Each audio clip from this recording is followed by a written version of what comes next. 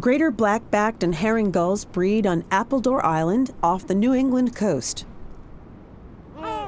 Here the gulls court, mate, nest, and fledge young, all in 3 short months. But these two species are both predators, eating anything they can catch, kill, and tear apart, including other gulls. How can thousands of birds, each a potential predator on the eggs and chicks of their neighbors, coexist on a 95-acre island?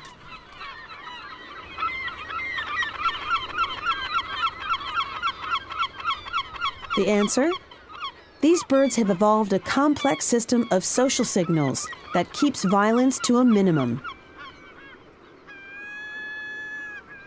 The gulls use these signals to carve out and hold small territories spaced just 4 to 5 meters apart across the rocky island.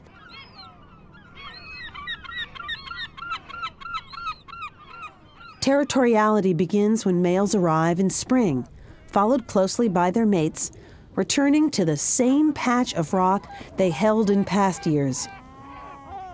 These experienced pairs strut about, inspecting the site for appropriate nesting spots and reinforcing territorial boundaries. Boundaries must be constantly defended.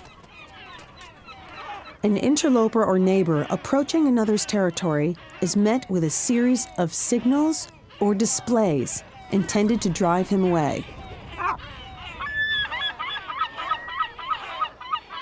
This is a long call.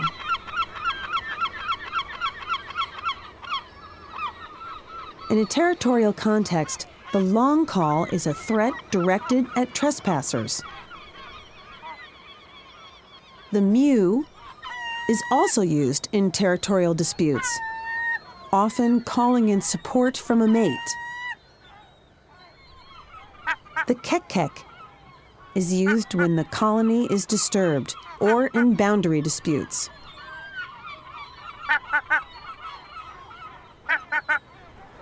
The yow serves these same two functions. This visual display is an upright posture. The upright posture is rigid, neck stretched up and forward, head pointed slightly down. Wings are cocked forward and slightly off the sides, poised to attack. Still more aggressive is the charge display, a ritualized attack that is amplified by outstretched wings, making the charging gull appear larger. Fights happen in spite of the signaling system. But fights are risky, as severe injury to a parent will doom their eggs and chicks. Over evolutionary time, selective pressure on individuals has favored communication over conflict, resulting in a signaling system that reduces violence in the breeding colony.